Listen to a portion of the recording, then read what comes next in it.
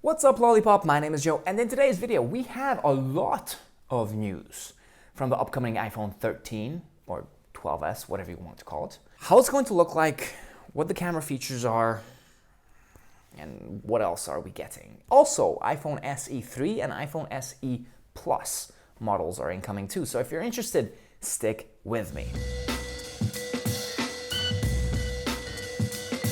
So let's start this bad boy off. First and foremost, the design of the iPhone 13 or iPhone 12s is going to stay the same. If you have an iPhone 12, 12 Pro, it's gonna look almost the same.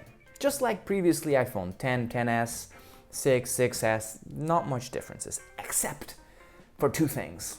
One, the notch is going to get smaller. According to Everything Apple Pro, the notch will be 0.05 millimeters taller. It's getting bigger. Don't worry, 0.05 millimeters is nothing that you can actually perceive with your little human eye.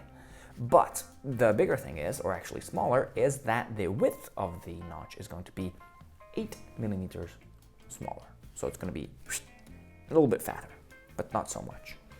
We're going to get a smaller notch. How is this possible? Well, if you look at your Face ID sensor right now, you see that you have the speaker up here. It's going to go all the way to the top of the phone, so it's going to get out of the way. Thanks to that, all the components can be like pushed together. The camera is going to go on the other side and the Face ID sensors on the right side. Thanks to this, we can achieve, or Apple can achieve, a smaller notch, and it's going to give more room on the sides for the horns of the iPhone. Now, apart from this change, which is going to be a minor change, another change that we can see on the outside is the camera glass on the back. So if you see your iPhone, let's say you have an iPhone 12 Pro like me in blue, see, these are the cameras, as you can see, and around it, the glass is blue. Now, in the new models, it's going to be like the iPad Pro 2020, that this will all be black. Also with the iPhone 12 model, so not only the Pro, but the normal versions will get this black sapphire glass. Yes, sapphire for more durability. Alongside the visual changes, we will see great improvements to the camera systems, except for the normal camera. The wide-angle lens is not going to change much. It's going to stay the same, but the ultra-wide lens is going to get sensor shift stabilization, which means that it's going to have a lot better quality nighttime photography. Also, videos are going to look better. And I don't know, give some love to the wide camera, because I love the wide camera. I use it more often than the normal one because I just love the aspect and the 120-degree field of view on it, and I can capture a lot more, so I'm really happy Apple is focusing on that camera. In terms of differences between the iPhone 13 and 13 Pro, there's not going to be much difference with the cameras.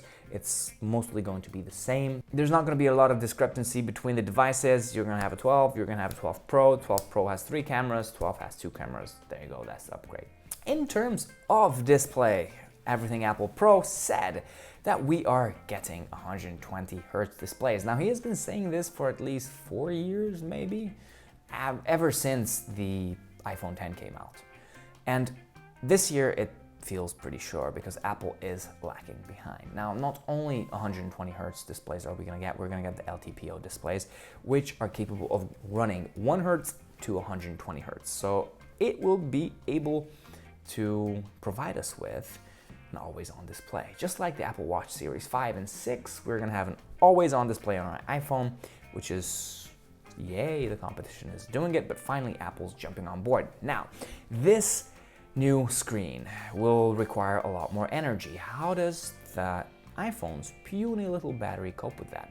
Well, thanks to the A15 chip, which will provide 15% more efficiency, that means we're gonna have additional power for the screen. A15 is going to be very, very efficient, 15% to be very precise, and it's going to give us that extra power that we need for the screen. Now, are we gonna notice this in battery life? Probably not, because the screen is gonna eat up all of that. But if Apple decides to do the automatic refresh rate calibration, so just like it with the iPads, then maybe it goes down to 60, goes down to 30 or 24, or whatever you're watching, and it will only turn on when you actually need the 120 Hertz.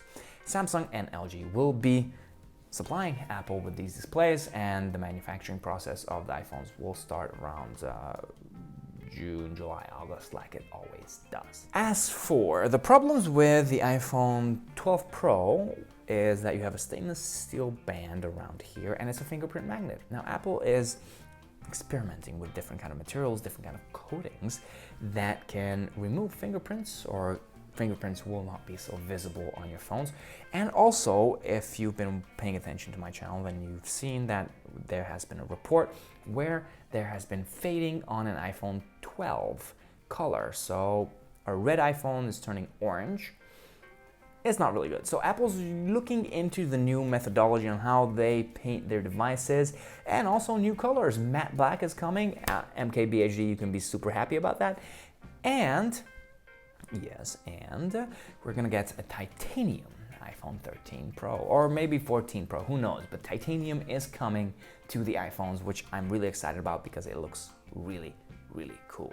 Alongside the iPhone 13 or 12s, I know, rumor mill, we have updates regarding the iPhone SE. iPhone SE will be updated this year, but not like you think. So iPhone SE, minor, small upgrade. It's gonna look the same color, same everything, except it's gonna have a 5G antenna and an A14 chip, which, welcome to the 5G bandwagon, and yeah, all of Apple's devices will be 5G compatible. Now, what's more interesting is next year, when we are going to get an iPhone SE Plus that's going to have a hole punch camera system. Face ID is gone. Using the iPhone XR housing, so it's gonna look exactly like the iPhone XR, but no Face ID with a punch hole camera. And in the power button, we are going to have a fingerprint sensor, just like the iPad Air 4. And that is going to be the Plus version of the iPhone SE. So the budget phones are getting bigger, and it's how we go. So this is what we should look forward to this year. I'm very interested in seeing the new iPhone SE. I'm very interested in seeing the new colors, materials, camera system, display of the iPhone 13 and 13 Pro, and next year, the iPhone SE Plus. So guys, thank you very much for watching, and don't forget, subscribe, like, and push the little notification bell, and the giveaway is coming. I'm sorry I couldn't do it in March. April is gonna happen, so stay tuned. Don't worry about it. Until my next video, stay safe and hang loose.